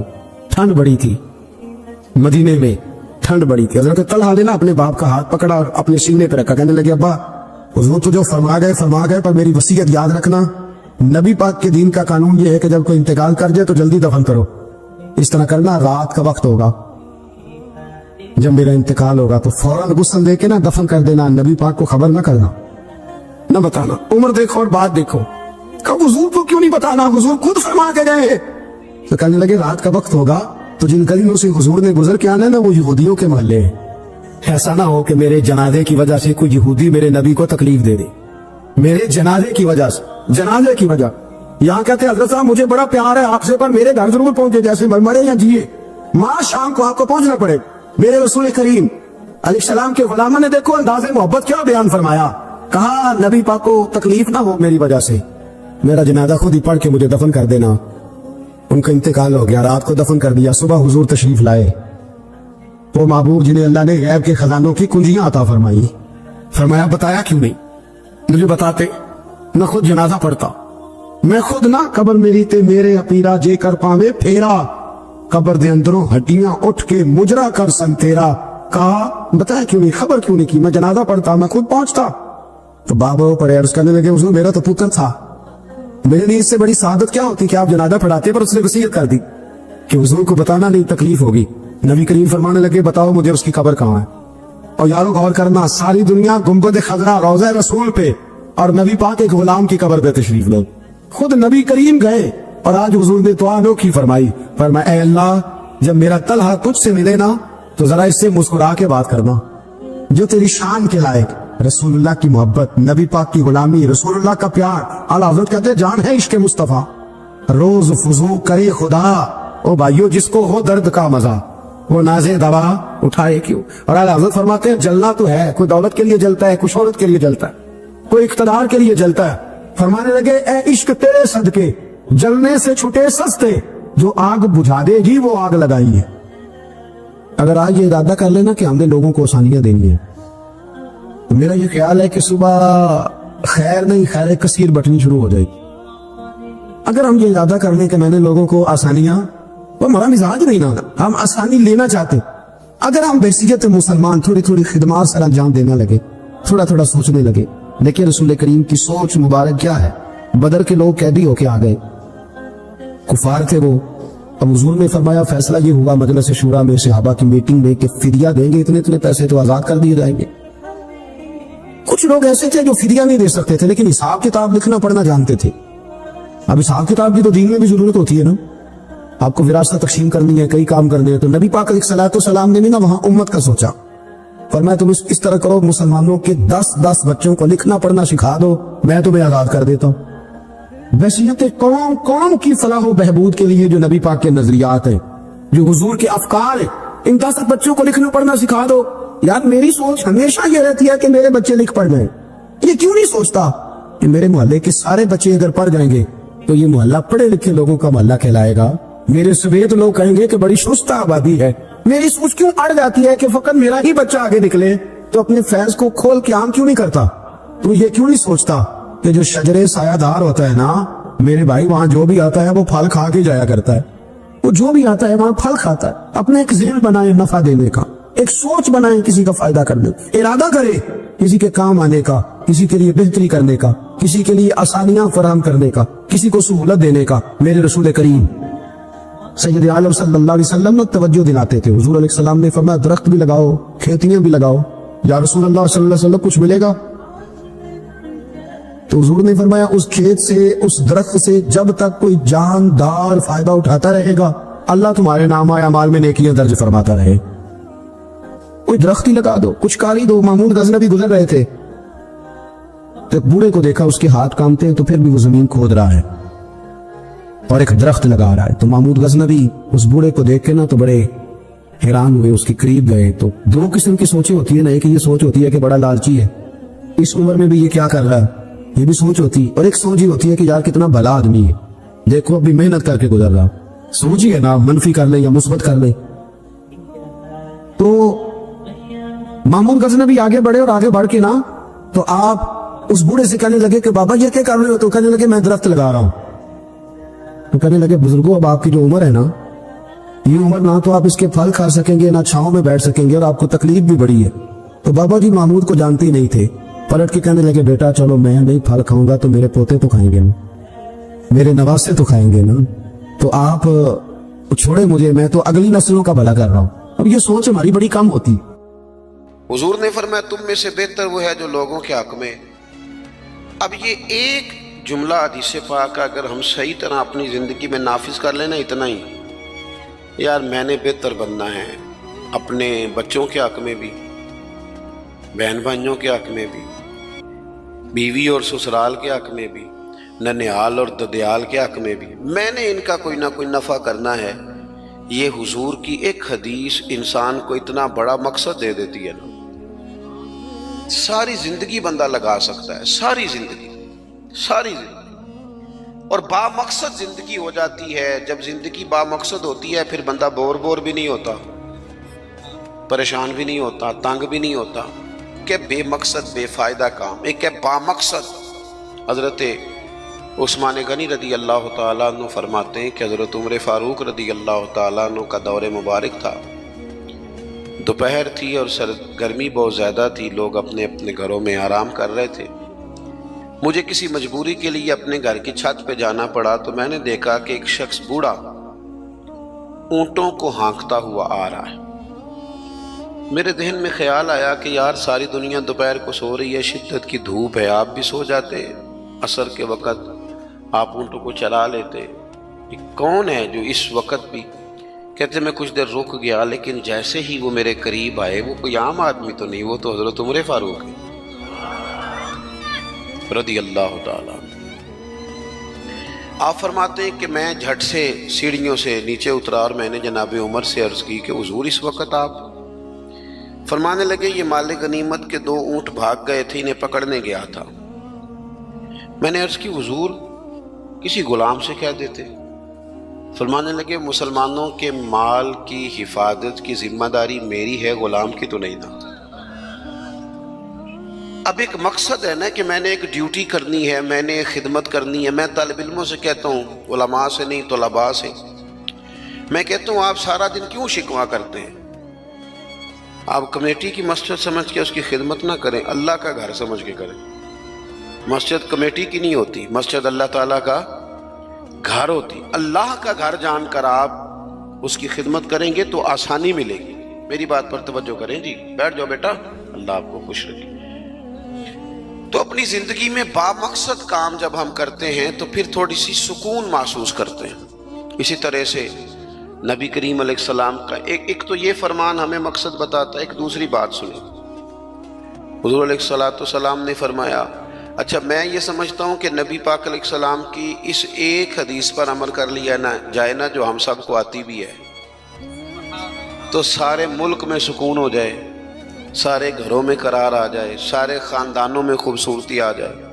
حضور علیہ السلام نے فرمایا تم میں سے کوئی اس وقت تک مومن نہیں ہو سکتا جب تک اپنے بھائی کے لیے بھی وہی پسند نہ کرے جو اپنے لیے پسند کرتا ہے۔ آتی ہے نا سب کو حدیث پاک؟ ہاں نہ تو کرو نا، چلو جس کو نہیں بھی آتی تھی اس نے ابھی سن تو لی ہے نا۔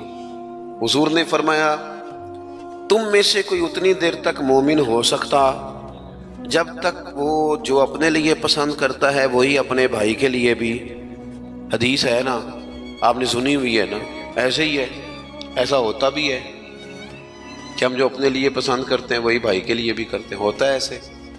ہم پتہ کیا کرتے ہیں، دکان پہ کپڑے خریدنے جائیں نا تو کہتے ہیں یار کوئی کپڑے دکھا، سوٹ سلوانا ہے، تو 2-4 جوڑے خود لے لیے، پھر اسی انہوں آکید ہے ہوں کوئی دین دوان والے بھی وخا، وہ کڑے ہوں نا جڑے پان والے نہیں ہوں۔ ایسی بات ہی ہے نا، اب جو دینے ہیں وہ بھی، یعنی وہ بڑا نیکی کر رہا ہے امیر آدمی، اپنے نوکر کو کپڑے دے رہا ہے، کہتا ہے یہ بالکل ٹھیک ہے، میں نے بس 2 دفعہ ہی پہنا پہ نیا، بالکل وہ بھائی نواں ہوتا تو نہیں سی دینا، بالکل ٹھیک ہوتا تو دیتا۔ ہم کیا کرتے ہیں، ہم ماحول اس طرح کا ہم نے بنا لیا ہے کہ اپنی ذات، اپنے بچے، اپنا گھر، اپنا ادارہ اس میں بند ہو جاتے ہیں۔ ایک سوچ جو امت کی سوچ ہے، جو قومی اور عالمی سوچ ہے، اس سوچ کے مطابق ہم کوئی کام نہیں کرتے جب تک کہ ہم حضور کے اس مقدس فرمان پر نہیں غور کرتے کہ جو میں نے اپنے لیے پسند کرنا ہے وہی اپنے۔ تو مجھے بتائیے جب یہ سوچ ہوگی تو کوئی بندہ ملاوٹ والی چیز بیچے گا، غلط چیز سیل کرے گا، دنیا کو دھوکہ دے گا؟ لیکن ہم تو غور ہی نہیں کرتے، بس حدیث سن لی، معاملہ ختم ہو گیا۔ آپ دیکھیں امام غزالی فرماتے ہیں نبی پاک علیہ الصلوۃ والسلام کے ساتھ حضور کے غلام تھے، ایک درخت پر محبوب نے اشارہ کیا کہ یہاں سے 2 مسواکیں اتاریے، سادی سی بات ہے نا، مسواکیں اتار لی گئیں، خادم اتار لایا، اس نے لا کے حضور کی بارگاہ میں پیش کی۔ ایک مسواک بالکل سیدھی تھی، ایک تھوڑی ٹیڑھی تھی۔ مسواک تھوڑی ٹیڑھی بھی ہو تو دانتوں پر چلنے سے انکار تو نہیں نہ کرتی، نہ کوئی دانت صاف کرنے میں کوئی حرج ہوتا ہے، تھوڑی سی ٹیڑھی تھی، ایک ذرا سیدھی تھی۔ تو نبی کریم علیہ السلام کی خدمت میں غلام نے دونوں پیش کر دی تو محبوب نے ٹیڑھی مسواک رکھ لی اور سیدھی حضور نے غلام سے فرمایا کہ یہ آپ، آج کل تو یہ کام الا ماشاءاللہ مذہبی لوگ بھی نہیں کرتے۔ میں ایک جگہ دینی مدرسوں کے اہتمام کرنے والے جو لوگ تھے ان کی میٹنگ تھی، تو وہاں ایک صاحب نے بڑا تقویٰ بیان کیا، کہنے لگا میں نے کبھی مدرسے کی روٹی نہیں کھائی، حالانکہ مدرسے کا محتمم ہوں، میں نے نہیں کبھی چکھی، اتنا پرہیزگار ہوں۔ بعد میں میری باری آئی تو میں نے کہا جی میرا خیال ہے کہ آپ وہی روٹی کھایا کریں جو مدرسے میں پکتی ہے، آپ تقویٰ بدل دیں۔ آپ کو پتا تو وہ بیچارے بچے کھاتے کیا ہیں، جو کچھ کمیٹی کے صدر کے گھر پکتا ہے اور جو محتمم کے گھر پکتا ہے اسے غور کرنی چاہیے کہ طلباء کو وہی دے رہا ہے، ان کے ساتھ بھی رویہ وہی ہے۔ کیوں نہیں ان چیزوں کو سمجھتے کہ ہمیں نبی پاک علیہ السلام نے کن مقاصد حیات سے آگاہ کیا؟ اللہ کے حبیب علیہ السلام نے فرمایا ٹیڑھی مسواک مجھے دے دو، عرض کی حضور میرے ماں باپ قربان ہو، میری روح میری جان قربان ہو، آپ سیدھی رکھیں۔ حضور نے فرمایا نا بھئی، میں نے خود ہی تو امت کو قانون دیا ہے کہ مومن وہ ہے جو اپنے لیے پسند کرے وہی اپنے بھائی کے لیے بھی پسند کرے۔ اخلاقاً ایک بات اپنے دل سے پوچھیں، میں اپنے آپ سے پوچھوں، کیا ہمارا بہو کے بارے میں بھی وہی ذہن ہے جو بیٹی کے بارے میں؟ وہ ساری گنجائشیں، وہ ساری معافیاں جو بیٹی کو ملتی ہیں، اور نہیں ابھی بچی ہے تو نہیں ابھی چھوٹی ہے تو نہیں ہم نے ابھی کام کرائے نہیں تو نہیں ابھی مطلب اس پر کوئی بوجھ ڈالا نہیں تھا تو نہیں ذرا یہاں ماحول اور تھا، یہ جتنی کہانیاں بیٹی کے حق میں یاد ہوتی ہیں۔ مومن تو وہ ہے نا جو اپنے لیے پسند کرے وہی اپنے، تو یہ ساری کہانیاں بہو کے حق میں کیوں نہیں یاد آتی؟ یہ کیوں نہیں یاد آتی؟ یہ جو ہم اپنے داماد کو مشورہ دے رہے ہوتے ہیں کہ چل پتر غصہ نہ کر، آہستہ آہستہ ٹھیک ہو جائے گی، تو یہ والا مشورہ اپنے بیٹے کو کیوں نہیں دیتے بہو کے حق میں؟ خدا کے بندو، جب مومن کے اعلیٰ اخلاق ہوتے ہیں، اس کے مقاصد حیات بڑے ہوتے ہیں، وہ چھوٹی چھوٹی کچی کچی کمزور باتیں نہیں کرتا، خود غرض زندگی نہیں گزارتا، اس کا یہ سٹیٹس ہی نہیں ہوتا کہ بس اپنی ذات سے شروع ہو اور اپنی ذات پر وہ ختم ہو جائے۔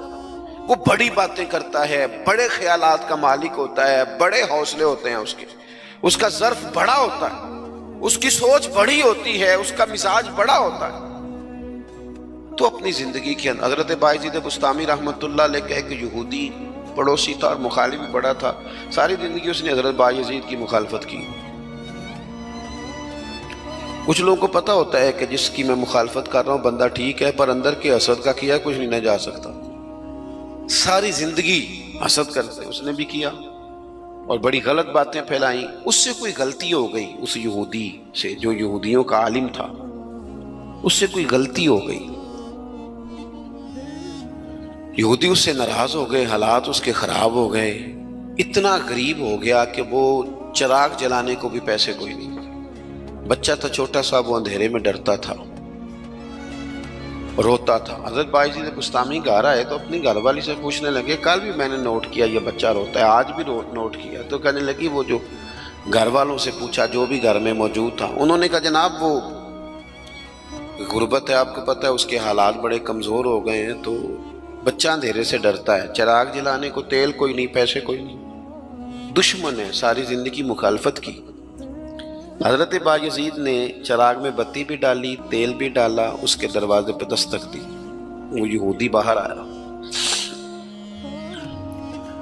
آ کر کے آپ کی طرف دیکھا تو آپ نے نا اس کے بولنے سے پہلے فرمایا کہ پوری گلی اور چوک دیکھ لے، بندہ کوئی دیکھ نہیں رہا، اور تو مجھے جانتا ہے میں جھوٹ نہیں بولتا، میں بتاؤں گا بھی کسی کو نہیں،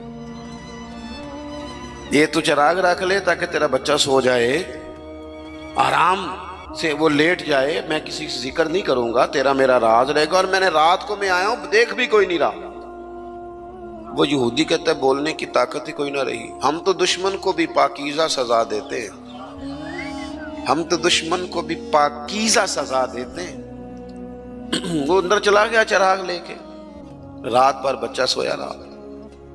دوسرا دن پھر ہوا، شام تھوڑی سی گہری ہوئی، لوگ اپنے اپنے گھروں میں سوئے، بچہ ڈرتا تھا اندھیرے سے۔ حضرت بایزید نے پھر چراغ میں تیل ڈالا، بتی ڈالی، دروازے پہ دستک دی۔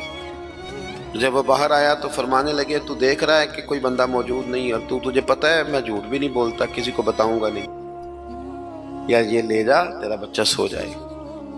اس نے مخالفت کی ہے ساری زندگی، اس کو دے دیا، اس کا بچہ سو گیا۔ تیسرا دن پھر ہوا، وہی وقت، وہی انداز، وہی باتیں، دستک دے کے کہا کوئی شخص نہیں دیکھ رہا، چراغ لے لے، بتاؤں گا بھی کسی کو نہیں، اور تجھے پتہ ہے میں جھوٹ نہیں بولتا۔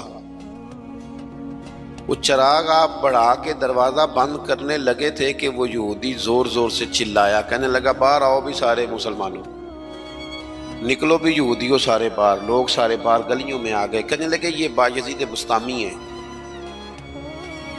میں نے ساری زندگی جھوٹے الزامات لگائے، آج جب میری حالت یہ ہے کہ میرے اپنوں سے مجھے کوئی پوچھنے نہیں آتا، اس شخص سے میرے بچے کا رونا نہیں دیکھا گیا، یہ تڑپ گیا ہے کہ کسی کا بچہ کیوں روئے، یہ روز مجھے چراغ جلا کے دے جاتا ہے، گھر میں میرے روشنی ہو جاتی ہے، بچہ میرا سو جاتا ہے، پر میں ساری رات نہیں سوتا۔ میں آج تم سب کو گواہ بنا کے کہتا ہوں، جو میں نے ان کے بارے میں زندگی بھر کہا وہ سارا غلط تھا، اور یہ بھی تمہیں بتاتا ہوں کہ پہلے میں نے دین اسلام سنا تھا، 3 دن ہو گئے میں دین کو دیکھ رہا ہوں، پہلے سنا تھا اب میں دیکھ رہا ہوں۔ کہنے لگا میں تم سب کو گواہ بنا کے کہتا ہوں کہ بایزید بھی سچے ہیں، بایزید کا دین بھی سچا ہے، اور جس رسول کا یہ کلمہ پڑھتے ہیں وہ رسول بھی سچے ہیں۔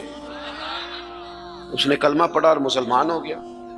ہمارا یہ حال ہے کہ سگا بھائی کہتا ہے کہ مجھے کارنر والا پلاٹ چاہیے، وہ پھر ساری باتیں یاد آ جاتی ہیں اس کو، کہتا ہے کارنر والا چاہیے چونکہ کام تو پہلا میں لگا سا، کمائی تو پہلے میں نے کی تھی، لہذا چھوٹا بھائی جو ہے وہ تو دیر سے آیا تھا تو اس کا تو حق ہی نہیں بنتا، وہ پیچھے جائے، اور کارنر والا پلاٹ یہ زیادہ دیر نہیں لگے گی، 20-25 سال گزریں گے۔ اس طرح آپ والد کو پریشان کر رہے ہیں، اس طرح آپ کے بچے آپ کو کریں گے، خدا نہ کرے، وہ بھی کہیں گے ابا یہ کارنر والا میرا ہے، تو کدھر سے آ گیا۔ تو حضور نے ہمیں اعلیٰ مقاصد، اعلیٰ اخلاق، اعلیٰ کردار، بڑی باتیں کرنے کا۔ ہمارے پاس بڑی کہانیاں ہوتی ہیں پر ساری اپنے حق میں، بڑے دلائل ہوتے ہیں پر سارے اپنے حق میں، بڑی باتیں آتی ہیں پر ساری۔ ہمارے ایک بزرگ کہا کرتے تھے میں ایسے بیوقوفوں کو جانتا ہوں جو کوئی چیز بھی پھینکے نہ تو اپنے گھر میں پھینکتے ہیں، حالانکہ بھولے بھلے بیوقوف اپنے گھر میں پھینکیں۔ تھوڑی سی نا خود غرضی کی چادر اتاری جائے، بڑی سوچیں پیدا کی جائیں، بڑے مقاصد پیدا کیے جائیں، تھوڑا سا نا بندہ کسی کے لیے بھی کبھی دعا کرے، کبھی اس کی آرزو ہو کہ کسی اور کے حق میں بھی وہ خیر کا جملہ کہے۔ حضرت مولا علی شیر خدا کرم اللہ تعالی وجہہ الکریم، میں نے یہ دیکھا ہے کہ جو بندے جس کے بچے روز 4,000 کے برگر کھا جاتے ہیں نا، اس کا ملازم اگر کہہ دینا کہ جناب اس دفعہ نا میرے لیے کچھ مشکل آ گئی ہے، کو 5,000 ایڈوانس چاہیے، تو جس کے گھر میں روز بچے کھانا پکنے کے باوجود 4,000 کا فاسٹ فوڈ کھاتے ہیں، وہ ملازم سے کہہ رہا ہوتا ہے تو خرچے کیوں نہیں کٹ کرتا، اپنی طاقت کے مطابق خرچ کر۔ دوسروں کو نصیحت کرنا آسان ہے، لیکن کیا مسئلہ ہے کہ ہم اپنے بچوں کے حق میں جتنی آسانیاں چاہتے ہیں وہ دوسروں کے بچے نہیں، دوسروں کی اولاد نہیں، دوسرے کے گھر میں روشنی ہوگی تو ہم کیا سمجھتے ہیں کہ دنیا سے روشنی کم ہو جائے گی؟ کبھی بھی نور بانٹنے سے نور کم نہیں ہوتا۔ ایک شمع سے ہزاروں دیے بھی جل جائیں تو پہلی والی کی روشنی میں کبھی کمی نہیں آتی. اس لیے چھوٹی سوچوں سے باہر نکلا جائے، بڑی مضبوط مستحکم یہ سوچیں زندگی میں پیدا کی جائیں. اگر ہم محدود زندگی گزاریں گے تو پھر ٹھیک ہے، اپنی ذات سے بات شروع ہوتی ہے، اپنی ذات پہ ختم ہو جاتی ہے. اور یہ اس ملک میں یہ باقاعدہ پرموٹ کی گئی ہیں چیزیں. پرموٹ، جب تک کوئی میرے ساتھ چل رہا ہے تب تک وہ بالکل ٹھیک ہے، اور جس دن میرے ساتھ نہیں اس دن کوئی نہیں سمجھ آ رہی آپ کو میری بات. ہمیں ساری دنیا کو بھی بدنام کرنا پڑے تو ہم نے ہر اس شخص پر الزام لگانا ہے جو میرے خلاف ہے. ایسا نہ کریں. آپ ان چیزوں سے تھوڑا باہر نکلیں. اور یہ سارے ہی کام کرتے ہیں، کسی ایک کا نہیں مسئلہ، سب سیاسی، سماجی، فلاحی، الا ماشاء اللہ مذہبی. جو میرے ساتھ ہے وہ ٹھیک ہے، جو میرے ساتھ نہیں بندہ ہی ٹھیک نہیں. سرے سے بات ہی ختم ہو گئی. وہ خدا کے بندو، یہ دعویٰ صرف نبیوں کو سجتا ہے، صرف رسولوں کو سجتا ہے. باقی کوئی شخص یہ دعویٰ کرے تو دعویٰ اس کا 100% غلط. تو اپنی زندگی کے اندر ان باتوں پر ضرور غور کریں کہ اعلیٰ حضرت مولا علی شیر خدا کرم اللہ تعالی وجہ الکریم گھر سے نکلے، اپنے غلام سے کہنے لگے آج ذرا خریداری کرنے چلے. بازار تشریف لے گئے. وہاں سے 2 سوٹ خریدے. ایک ذرا کم قیمت کا تھا، ایک ذرا زیادہ قیمت کا تھا. اب وہ خرید کے دونوں تھیلے میں ڈال لیے. آپ کا خادم کہتا ہے میں سمجھ گیا جو مہنگا ہے وہ آقا کا ہے اور جو سستا ہے وہ غلام کا ہے. کہتے ہیں لے کے واپس آئے. وہ چوک آ گیا، وہ جگہ آ گئی جہاں سے حضرت مولا علی نے اپنے کاشانہ نور پہ جانا تھا اور میں نے اپنے گھر جانا تھا. کہتے ہیں حضرت مولا کائنات فرمانے لگے ذرا میرے والا جوڑا مجھے دینا. کہتے میں نے وہ مہنگا والا نکال کے حضرت علی کو پیش کیا تو فرمانے لگے یہ نہیں میرا تو وہ دوسرا ہے. مجھے بتائیں کہ روب کپڑوں کا ہوتا ہے کہ کردار کا؟ بولیے. ہاں، 10 لاکھ کا جوتا ہو اور 20 لاکھ کا جوڑا ہو، 1.5 کروڑ کی پجارو ہو اور جناب 20 کروڑ کا گھر ہو، پر پیسے ہوں کرپشن کے، تو لوگ کوٹھی کے دروازے پہ کھڑے ہو کے کہہ دیتے ہیں غلط مال ہے اس کے پاس، بندہ ٹھیک نہیں. جوتے ٹوٹے ہوئے ہوں، کرسی اور میز پرانا ہو، چھوٹا سا افسر ہو لیکن دیانتدار ہو، تو بڑے بڑے مالدار بھی دروازے پہ کھڑے ہو کے کہتے ہیں یار بندہ بڑا کھرا ہے، نہ پیسے پکڑتا ہے نہ کسی کی سفارش مانتا ہے. ہمارے شہر میں حاجی ابو داؤد محمد صادق صاحب رحمۃ اللہ علیہ بزرگ تھے، تو میں نے بڑی پجاروں سے اترنے والا پیر بھی بڑی پجاروں سے ملنے آیا. وہ پہلے چین والی گھڑی اتارتا تھا، پھر اپنی داڑھی دیکھتا تھا. نمنا لیول تو حاجی صاحب سادے سے بندے. تو بات سمجھ میں آتی تھی کہ روب کپڑوں کا نہیں ہوتا، روب تو کردار کا ہوتا ہے.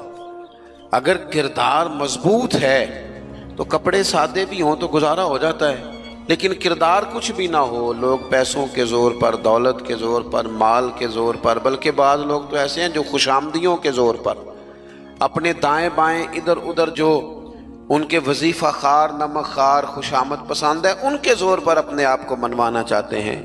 کردار اصل ہے، کردار حسن ہے، کردار رعنائی ہے.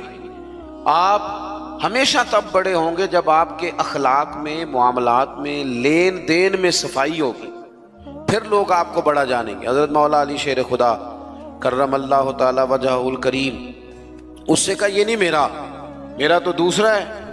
تو کہا ٹھیک ہے جناب دوسرا ہے تو حضور آپ آقا ہیں، آپ کا کیسے دوسرا ہے، آپ کا تو یہ ہے. حضرت علی کہنے لگے نہیں وہ جو سستا، میری بات کی سمجھ آ رہی ہے آپ کو، وہ جو سستا جوڑا ہے نا وہ مجھے دو.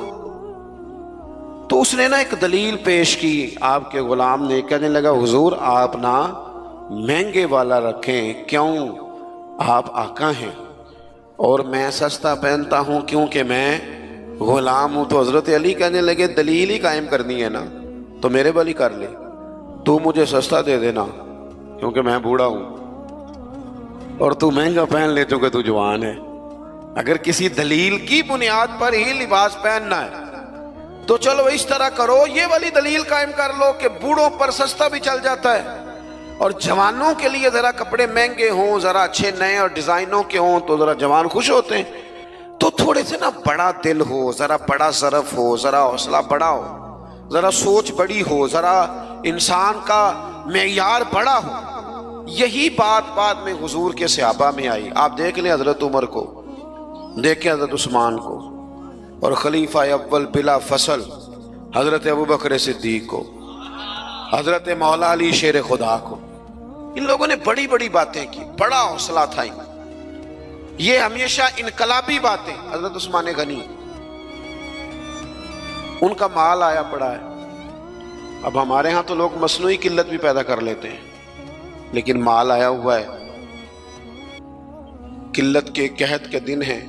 آ کے تاجروں نے کہا حضرت عثمان غنی سے کہ آپ جتنے کا خریدا ہے نا، ہم تحقیق بھی نہیں کرتے، ڈبل لے لیں، ہمیں دے دیں. حضرت عثمان کہنے لگے مجھے زیادہ نفع ملتا ہے. انہوں نے کہا 3 گنا لے لیں. کہنے لگے زیادہ ملتا ہے. 4 گنا لے لیں. فرمایا زیادہ ملتا ہے. کہنے لگے اس سے زیادہ ہم نہیں دے سکتے. وہ بندہ بتائیں جو زیادہ دیتا ہے. حضرت عثمان غنی کہنے لگے مجھے تو 700 گنا کی امید ہے.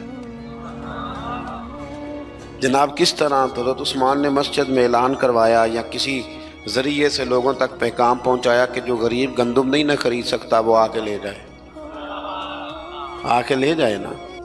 فرمایا مجھے رب کی بارگاہ سے 700 گنا کی امید. تو بڑا دل ہو، بڑا حوصلہ ہو. بس بات ختم کرنے لگا ہوں. حضور کی جو اولاد پاک ہے اس کا بھی یہی مزاج ہے.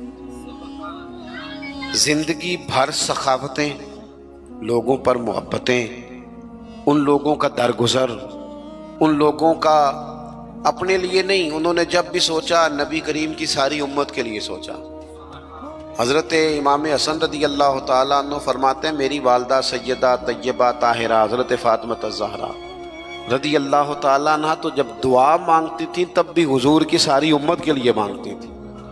ان کی دعاؤں میں بھی بڑے دل کے ساتھ، بڑے حوصلوں کے ساتھ، بڑا اعزاز کے ساتھ بیٹھے رہتے. امام حسین بڑی شانیں تھی، سب کچھ تھا، لیکن انہوں نے گھر چھوڑا، قبیلہ چھوڑا، اس لیے کہ دین کی وہ بنیادیں جن کو کمزور کرنے کی کوشش کی جا رہی تھی وہ کہیں کمزور ہو نہ جائیں. وہ آگے بڑھے. 1,00,000 دینار آیا حضرت امام حسین کے پاس سویرے. کتنا؟ چلو آپس گل کرنے ہیں. آپس 1,00,000 روپیہ کول ہوئے تو مسیطے دینے پی جاندے، کنے دے دینے بچوں؟ آپس دی گل نہیں دستے کسی